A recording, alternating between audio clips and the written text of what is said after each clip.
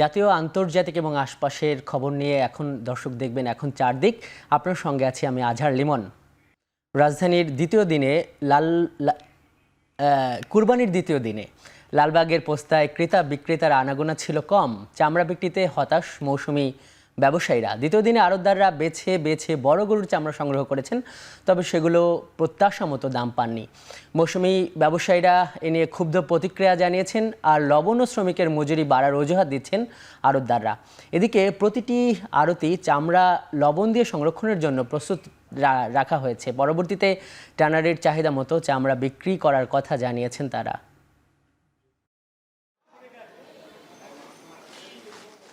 কথা বললাম, আমার ভিত্তিতে কথা আসতেছে না যে আমার গাড়ি দাঁড়া রয়েছে। হাই রেটেই কিনছি, সরকার যেভাবে বলছে ওইভাবে কিনছি।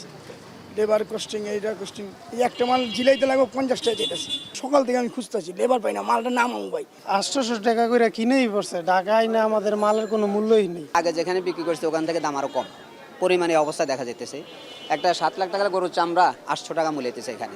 লবণযুক্ত চামড়ার কথা বলছে, আমরা লবণযুক্ত চামড়া গোছাইছি। এখন কম ওনারা এসে নিক, ওনারা তো নেবে না। একটা ট্রেনে যারা কাঁচা মালটা বেশি টানতো না, টানার কারণে ওগুলো হাইমাদপুর এবং পোস্তায় এগুলো খালি দৌড়াদৌড়ি করছে, যার শেষ পর্যন্ত চামড়াগুলো পচে গেছে। মালটি মনে অনেক লেট করে এখানে আসছে, পরের দিন রাত্রে আসছে, আস্তে আস্তে বিক্রি করতে পারি নাই। এবার কোরবানির কাঁচা চামড়া সংগ্রহের লক্ষ্যমাত্রা এখনও পূরণ হয়নি বলে জানিয়েছেন Bangladesh hide and skin merchants অ্যাসোসিয়েশনের সাধারণ সম্পাদক টিপু সুলতান। রোববার শায়েস্তা খান রোডে নিজ কার্যালয়ে এই মন্তব্য করেন তিনি।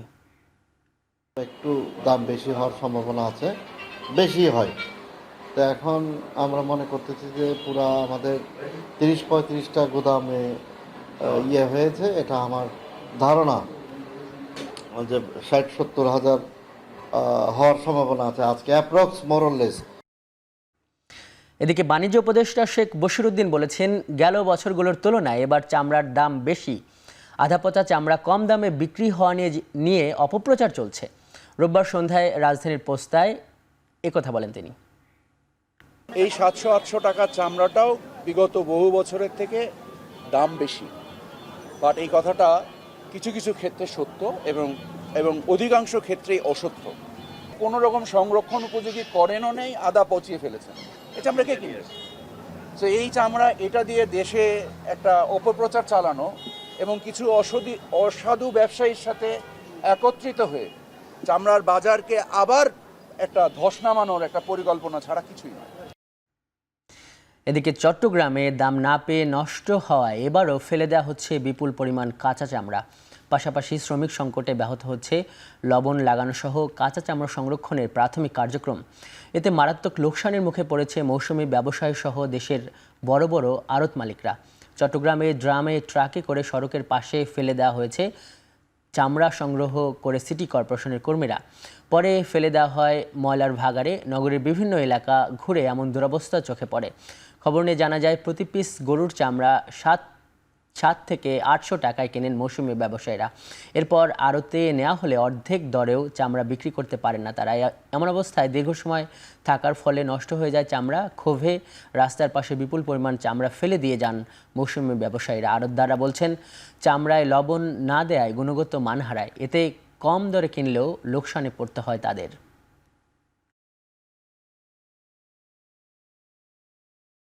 এখানে কেউ মুড়াচ্ছেও না, এখন আমিও এখানে রেখে চলে যেতে হচ্ছে।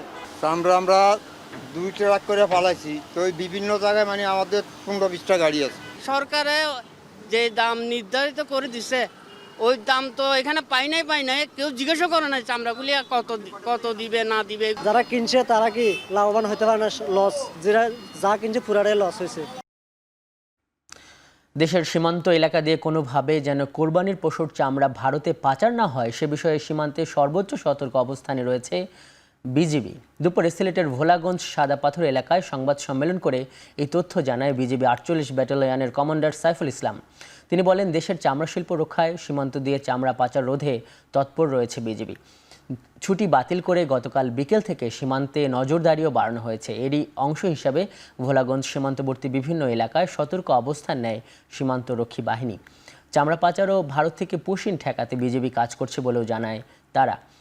পাশাপাশি পর্যটকদের নিরাপত্তায়ও কাজ করছেন এই বাহিনীর সদস্যরা। কোরবানি ঈদের পরে একটা চামড়া পাচারের একটা সম্ভাবনা থাকে, আপনারা জানেন। সেইটাকে মাথায় রেখে আমরা আমাদের পেট্রোল সীমান্তে জোরদার করেছি। আমাদের জানা মতো এই পর্যন্ত কোনো চামড়া পার্শ্ববর্তী দেশে যায়নি চলতি বছর। আমরা আমাদের পেট্রোল কন্টিনিউ করব যাতে কোনোভাবেই চামড়া পার্শ্ববর্তী দেশে না যেতে পারে। মের পর থেকে কোনো পুশিন আমাদের এই সিলেট সেক্টরে ঘটেনি। তার আগ পর্যন্ত 119 জন পুশিন হয়েছিল, যাদেরকে আমরা আইনগতভাবে ব্যবস্থা নিয়েছি। লন্ডন সফরের সময় বাংলাদেশের প্রধান উপদেষ্টা ডক্টর মোহাম্মদ ইউনূসের সঙ্গে বৈঠক করার অনুরোধ জানিয়েছেন টিউলিপ সিদ্দিক। ব্রিটিশ সংবাদ মাধ্যম দ্য গার্ডিয়ান জানিয়েছে, একটি চিঠির মাধ্যমে এই অনুরোধ জানান যুক্তরাজ্যের সাবেক এই সিটি মিনিস্টার। আগামী সপ্তাহে লন্ডনে সফররত প্রধান উপদেষ্টার সঙ্গে আলোচনা করে সাম্প্রতিক ঘটনায় ভুল বোঝাবুঝি দূর করতে চান টিউলিপ। চিঠিতে ব্রিটিশ এমপি টিউলিপ অভিযোগ করেন, দুর্নীতি দমন কমিশন রাজনৈতিক ও উদ্দেশ্যপ্রণোদিত হয়ে তাকে অভিযুক্ত করেছে। দুদকের দাবি, তার খালা শেখ হাসিনার শাসনামলে ক্ষমতার অপব্যবহার ও প্রভাব খাটিয়ে অবৈধভাবে ৭,২০০ বর্গফুটের একটি প্লট দখল করেছেন টিউলিপ। সব অভিযোগ অস্বীকার করে তিনি বলেন, শেখ হাসিনার সঙ্গে জড়িত কিছু প্রশ্নের জবাব দিতে তিনি প্রস্তুত।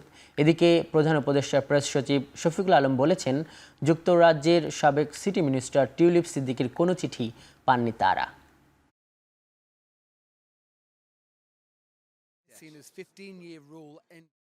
বাংলাদেশে 5ই জুন থেকে একটানা ঈদ উল আজহার ছুটিতে বাংলাদেশ এবং সমস্ত অফিস আদালতই বন্ধ। তো ফলে আমাদের এই চিফ অ্যাডভাইজারের অফিসে আমরা এরকম কোনো চিঠি আসলে এখনো পাইনি। অফিস আদালত তো পুরোপুরি বন্ধ। Maybe that's the reason. আমরা নিউজটা দেখছি, কিন্তু এগুলো জিনিস তো অবশ্যই একটা অফিসিয়াল ইয়েতে তো চিঠিগুলো আসে। আমরা আগে চিঠিটা পেয়ে নিই, আমরা আগে তারপরে আমরা এটা দেখবো। যে সরকার মতামতের ভিত্তিতে নির্বাচনের তারিখ দেয় না, সেই সরকার বিশেষ শক্তির প্রতি পক্ষপাতদুষ্ট মন্তব্য করেছেন বিএনপির স্থায়ী কমিটির সদস্য আমির খুসরো মাহমুদ চৌধুরী।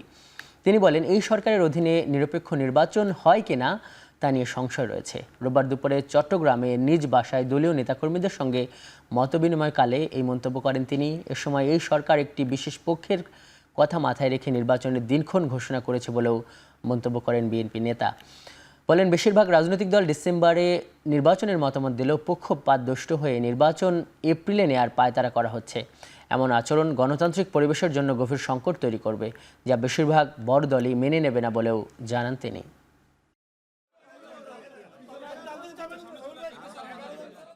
যেখানে সিংহভাগ রাজনৈতিক দলগুলো ডিসেম্বরের মধ্যে নির্বাচন চেয়েছে, যেখানে আমাদের ঐক্যমতের বিষয়টা একবারে শেষ পর্যায়ে, আরও প্রায় 6 মাস আছে ডিসেম্বর এখন শেষ পর্যায়ে, যেখানে বিচার কাণ্ড শুরু হয়ে গেছে, চলছে। বিচার তো নিজের গতিতে চলবে, কোনো সরকার তো বিচার চালাবে না। তো সুতরাং এর সব কিছু সিদ্ধান্ত যখন পরিষ্কার এসব ব্যাপারে, তখন হঠাৎ করে এপ্রিলে নির্বাচন নিয়ে যাওয়া, যেখানে সিংহভাগ রাজনৈতিক দলগুলো ডিসেম্বরের মধ্যে চেয়েছে এবং তারও আগে করা সম্ভব, আসলে সেপ্টেম্বর, অক্টোবর, নভেম্বরে নির্বাচন করা সম্ভব, তারপরও কেন নিয়ে যাওয়া হচ্ছে, এটা নিয়ে তো এখন একটা বিভিন্ন সন্দেহের উদ্রেক ঘটছে।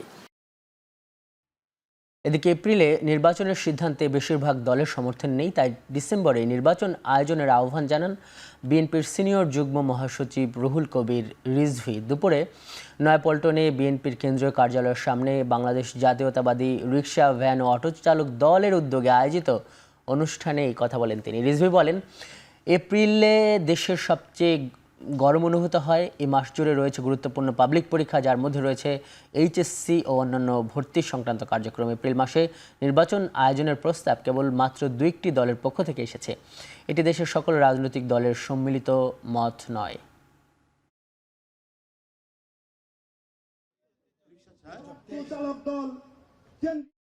নির্বাচনেরও একটা বছর আছে।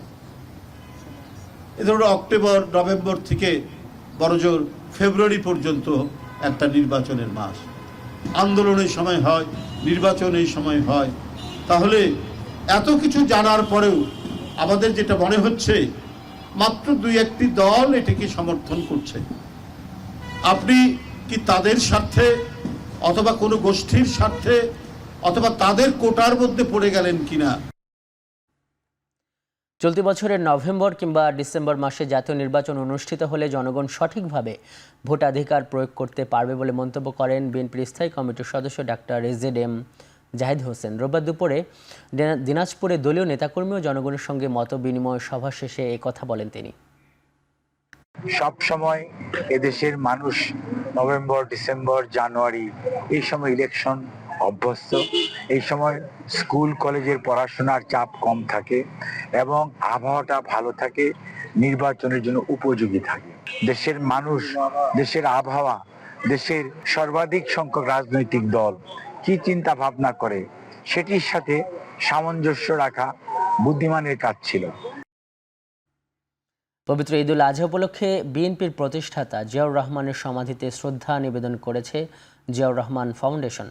রোববার সকালে ZRF এর নির্বাহী পরিচালক ডক্টর মোর্শেদ হাসান খানের নেতৃত্বে ফাউন্ডেশনের অন্যান্য সদস্যরা সাবেক রাষ্ট্রপতির সমাধিতে শ্রদ্ধা নিবেদন করেন।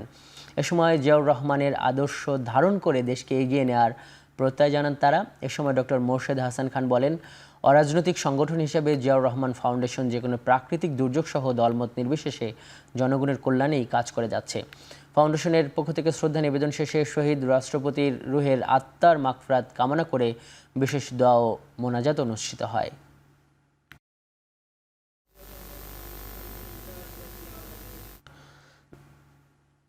নির্বাচনে অন্য কোনো দেশের হস্তক্ষেপ কাম্য নয় বলে মন্তব্য করেছেন জামায়াতের আমির ডাক্তার শফিকুর রহমান। দুপুরে মৌলভীবাজারের কুলাউড়ার পৌরসভা মিলনায়তনে পেশাজীবী প্রতিনিধিদের সঙ্গে মতবিনিময়ে একথা বলেন তিনি। এ সময় আগামী জাতীয় সংসদ নির্বাচনকে কেউ যেন প্রশ্নবিদ্ধ না করতে পারে সে ব্যাপারে সবাইকে সতর্ক থাকার আহ্বান জানান তিনি। এ সময় দল যেই আসন থেকে নির্বাচনের জন্য তাকে মনোনীত করবে সেখান থেকে নির্বাচন করবেন বলেও জানান জামাত আমির। মতবিনিময় সভায় পেশাজীবী সংগঠনের নেতৃবৃন্দ উপস্থিত ছিলেন।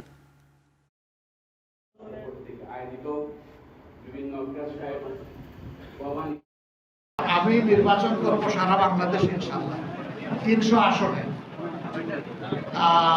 আমি ওই সমস্ত প্রার্থীদের জন্য সময় দিব, পিছিয়ে পিছিয়ে ঘুরব যারা সত্যিকার অর্থে বাংলাদেশকে জনগণের আকাঙ্ক্ষার একটা বাংলাদেশ হিসাবে গড়ে তুলবেন। তারা ইসলামী জনতা হবেন, তারা দেশপ্রেমিক জনতা হবেন, তাদের সকলকে নিয়েই আমরা করব। অতএব আমার আসন 300 আসন। তবে নির্দিষ্ট কোনো আসনে দল যদি আমাকে নির্দেশ দেয়, এই নির্দেশ এবং সিদ্ধান্তের মালিক আমি নই, আমার দল। ঈদের দ্বিতীয় দিনে দেশের দর্শনীয় স্থান ও বিনোদন কেন্দ্রগুলোতে পর্যটকদের ঢল নামে। পরিবার ও বন্ধু স্বজনদের নিয়ে আনন্দ উদযাপনে মাতেন নানা বয়সী মানুষ। রোববার বিকেল থেকে সিলেটের সাদা পাথর পর্যটন কেন্দ্রে ভিড় করেন হাজারো ভ্রমণ পিপাসু। স্বচ্ছ জলধারা ও পাহাড়গেরা প্রাকৃতিক সৌন্দর্য উপভোগ করেন তারা। পরিবার ও বন্ধু স্বজনদের নিয়ে ঘুরে দেখেছেন মনোরম পরিবেশ। পর্যটকদের নিরাপত্তায় তৎপরতা বাড়িয়েছে স্থানীয় প্রশাসন। অন্যদিকে ঈদের লম্বা ছুটিতে সৈকতের শহর কক্সবাজারে বেড়েছে পর্যটকের সংখ্যা। বিশ্বের দীর্ঘতম সমুদ্র সৈকতে আনন্দ উচ্ছ্বাসে মেতেছেন নানা বয়সী মানুষ। সৈকতের মনোরম পরিবেশ ও কলতান মুগ্ধ করেছে ভ্রমণ পিপাসুদের। দর্শনার্থীদের ভিড়ে জমে উঠেছে পর্যটন কেন্দ্রিক ব্যবসা বাণিজ্য।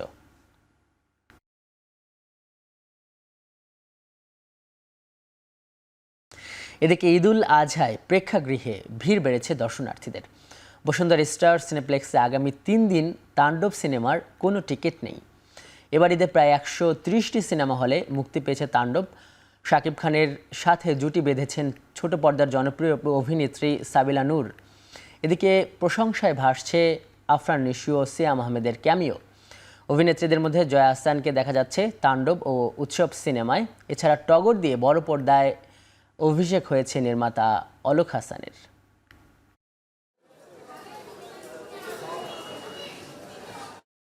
ভালো ছিল, কাস্টিং সেই আর অনেক ভালো প্লট টুইস্ট ছিল। বেস্ট মুভি এভার, সবার হলে এসে দেখা উচিত। তাণ্ডব সবথেকে বেস্ট, আমাদের ইন্ডাস্ট্রির জন্য এটা একটা বেস্ট মুভি ছিল। Bangla cinema day by day যে উন্নতির পথে এগিয়ে যাচ্ছে, তাণ্ডব তারই হচ্ছে একটা স্যাম্পল ক্রিয়েট করেছে। ঈদুল আজহার ছুটি শেষে ট্রেনের ফিরতি যাত্রায় যাত্রীদের স্বাস্থ্যবিধি মেনে চলতে ও মাস্ক পরতে অনুরোধ জানিয়েছে রেলপথ মন্ত্রণালয়।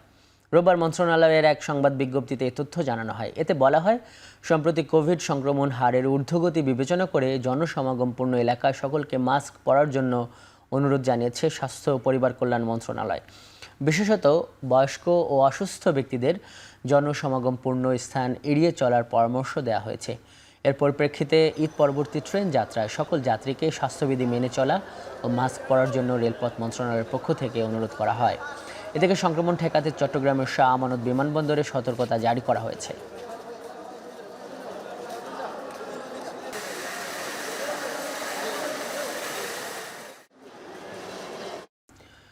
ভারতে গেল ২৪ ঘন্টায় করোনায় আক্রান্ত হয়ে মৃত্যু হয়েছে ৬ জনের।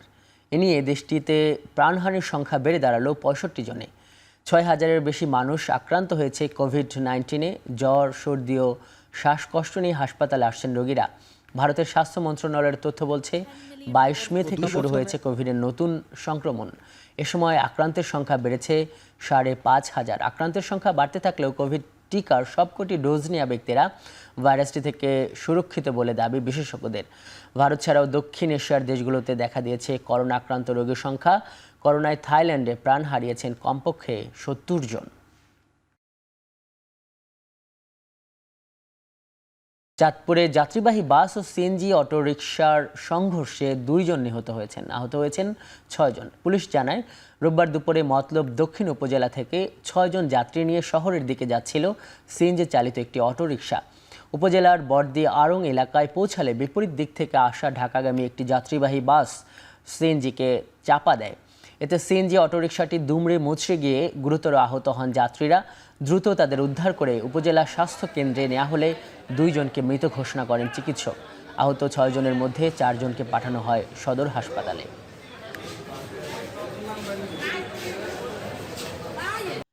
ক্যালিফোর্নিয়ার লস অ্যাঞ্জেলসে ভয়াবহ চাপের মুখে পড়েছে ডোনাল্ড ট্রাম্পের অভিবাসন বিরোধী অভিযান। যুক্তরাষ্ট্রের ইমিগ্রেশন অ্যান্ড কাস্টমস এনফোর্সমেন্ট আইসের বিরুদ্ধে মাঠে নিরাপত্তা কর্মীদের সঙ্গে দফায় দফায় সংঘর্ষ হয়েছে বিক্ষোভকারীদের। চলছে জ্বালাও পোড়াও। মার্কিন সরকারের ইমিগ্রেশন অ্যান্ড কাস্টমস এনফোর্সমেন্টের বিরুদ্ধে ২ দিন ধরে চলায় বিক্ষোভে বিক্ষোভকারীদের ছত্রভঙ্গ করতে টিয়ার গ্যাস, রাবার বুলেট নিক্ষেপ করে পুলিশ। পরিস্থিতি নিয়ন্ত্রণে নামে ২,০০০ জাতীয় নিরাপত্তা কর্মী, ন্যাশনাল গার্ড। এই সিদ্ধান্তের কড়া সমালোচনা করেছেন ক্যালিফোর্নিয়ার গভর্নর।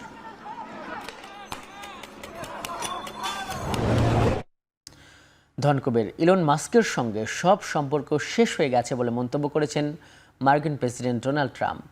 তিনি যদি ডেমোক্র্যাটদের তহবিল দেন তবে তাকে কঠিন পরিণতি ভোগ করতে হবে বলেও হুমকি দিয়েছেন তিনি। সংবাদ মাধ্যম এনবিসিকে দেওয়া সাক্ষাৎকারে তিনি বলেন, এই সম্পর্ক স্বাভাবিক করার আর কোনো ইচ্ছে নেই তার। ইলন মাস্ক অসম্মানজনক আচরণ করেছেন বলেও মন্তব্য করেন ট্রাম্প।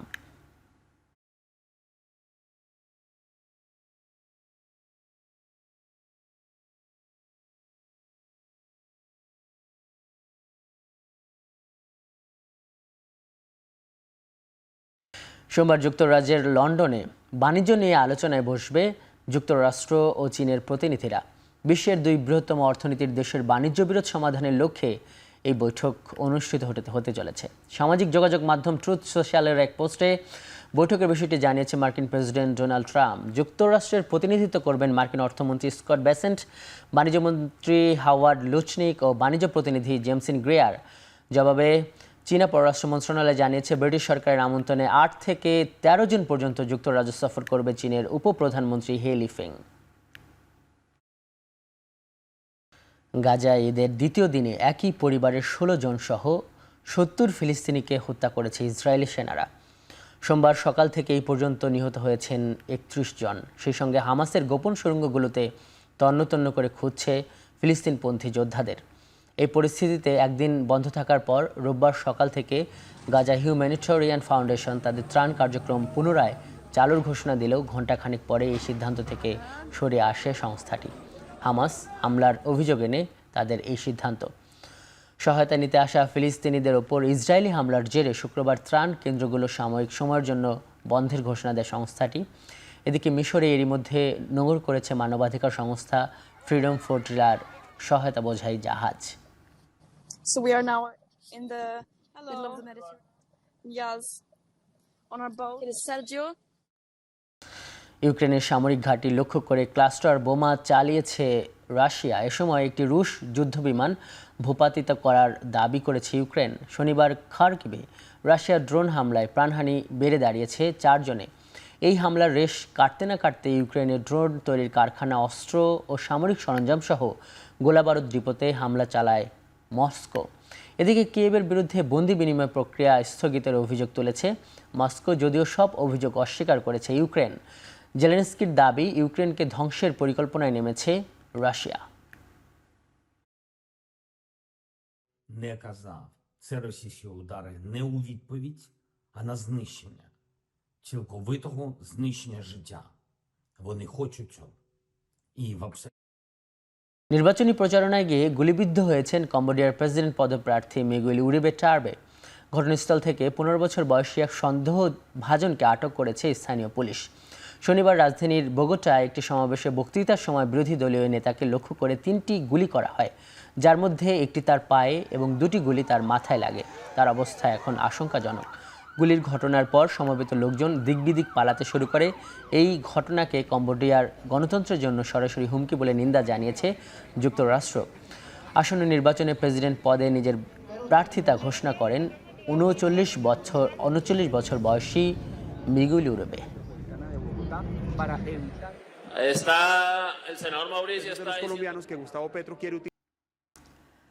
10 বছর পর বাংলাদেশের বিপক্ষে এফসি এশিয়ান কাপ বাছাই পর্বের ম্যাচ খেলতে ঢাকা এসেছে সিঙ্গাপুর ফুটবল দল। সবশেষ 2015 সালে প্রীতি ম্যাচ খেলতে বাংলাদেশে এসেছিল সিঙ্গাপুর। সে সময় তারা ম্যাচ জিতেছিল 2-1 ব্যবধানে। সেই সুখস্মৃতি নিয়ে 42 সদস্যের বিশাল বহর নিয়ে ঢাকায় পা রেখেছে সিঙ্গাপুর। রোববার বিকেলে উত্তরার আর্মড পুলিশ ব্যাটালিয়ন মাঠে ক্লোজ ডোর অনুশীলন করেছে দলটি। এরপর সোমবার ম্যাচ ভেন্যু জাতীয় স্টেডিয়ামে অনুশীলনের সুযোগ পাবে সিঙ্গাপুরের ফুটবলাররা। পরদিন মঙ্গলবার হামজা জামালদের বিপক্ষে এশিয়ান কাপ বাছাই পর্বের ম্যাচে এই মাঠেই লড়বে দলটি।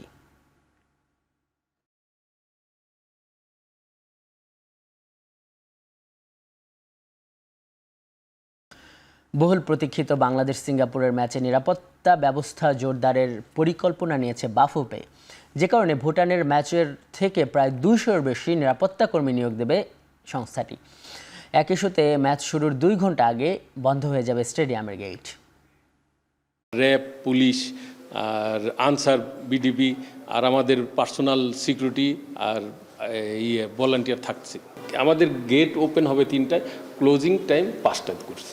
1 আর 2-এর গেটের মাঝে আর 3 আর 4 নাম্বার 2টা, এই 3টা হেল্প বুথ বসতেছে। উয়েফা নেশনস লিগের তৃতীয় স্থান নির্ধারণী ম্যাচে জার্মানিকে 2-0 গোলে হারিয়েছে ফ্রান্স। আক্রমণ পাল্টা আক্রমণের ম্যাচে শুরু থেকেই ফ্রান্সের রক্ষণভাগ ছিল শক্তিশালী। বল পায়ে থেকে শুরু করে পাসিং পরিসংখ্যান সব দিকেই শুরু থেকে এগিয়েছিল জার্মানরা। 2-2 কোলো মোয়ান্দির সব আক্রমণ নস্যাৎ হয় ফ্রেঞ্চ দুর্গের সামনে এসেই। প্রথমার্ধের শেষ মিনিটে গোল করে নিজের দলকে এগিয়ে দেন কিলিয়ান এমবাপ্পে।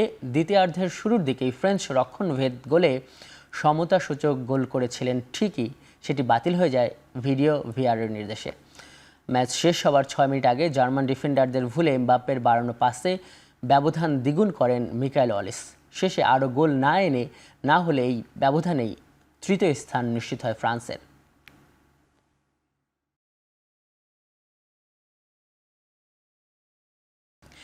শ্রীলঙ্কা সিরিজের প্রস্তুতির জন্য আজ থেকে অনুশীলন ক্যাম্প শুরু করবে বাংলাদেশ জাতীয় ক্রিকেট দল। কয়েকদিনের অনুশীলন শেষে আগামী 13 জুন শ্রীলঙ্কার উদ্দেশ্যে দেশ ছাড়ার কথা রয়েছে টাইগারদের।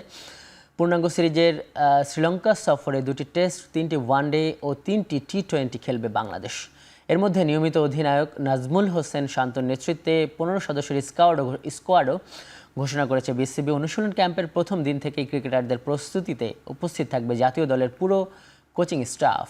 ওয়েস্ট ইন্ডিজ ও জিম্বাবুয়ের সঙ্গে সর্বশেষ 2 সিরিজে ড্র করার পর 17 জুন গল টেস্টের মধ্য দিয়ে আবারও সাদা পোশাকে মাঠে নামবে বাংলাদেশ। এদিকে আরব আমিরাত ও পাকিস্তানের টি-20 সিরিজে হেরে বাজে সময় পার করছে শান্ত লিটনরা। তাই সোমবার থেকে শুরু হতে যাওয়া প্রস্তুতিকে দেশের ক্রিকেটে সুদিন ফেরানোর প্রস্তুতিও বলা হচ্ছে।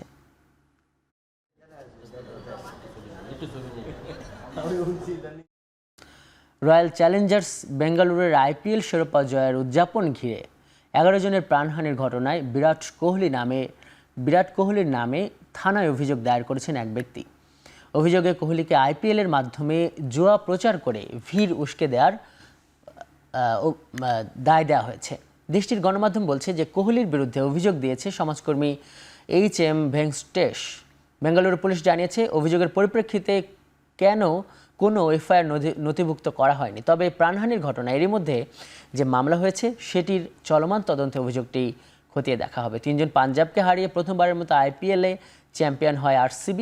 পরদিন বেঙ্গালুরু ফিরে উদযাপন করার সময় স্টেডিয়ামের বাইরে পদদলিত হয়ে 11 জন নিহতের পাশাপাশি আহত হন অনেকে।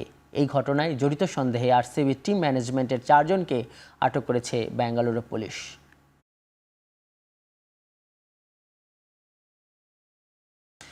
করোনা ভাইরাসে আক্রান্ত হয়েছেন ব্রাজিলিয়ান ফুটবল সুপারস্টার নেইমার। তার ক্লাব সান্তোসের পক্ষ থেকে নিশ্চিত করা হয় নেইমারের কোভিড আক্রান্তের খবরটি। ইনজুরির সঙ্গে লড়াই, এরপর জাতীয় দলে ডাক না পাওয়া, এখন আবার করোনা, সব মিলিয়ে বেশ বিপাকেই পড়েছেন ব্রাজিলিয়ান এই তারকা। বিশ্বজুড়ে হঠাৎই বেড়েছে করোনা ভাইরাসের প্রাদুর্ভাব। এবার তার ধাক্কা লাগলো ক্রীড়াঙ্গনেও। 3 দিন আগে অসুস্থ বোধ করায় করোনা টেস্ট করানো হয় নেইমারের। এরপর সেখানেই করোনা পজিটিভ হয়েছে তার। এখন পর্যবেক্ষণে আছেন তিনি। আগামী 12 জন সান্তোসের সঙ্গে চুক্তি শেষ হবে নেইমারের। ধারণা করা হচ্ছে এবার ক্লাবটির সঙ্গে ইতিবাচক সম্পর্কের রীতি টানবেন তিনি, পাড়ি জমাবেন অন্য কোথাও।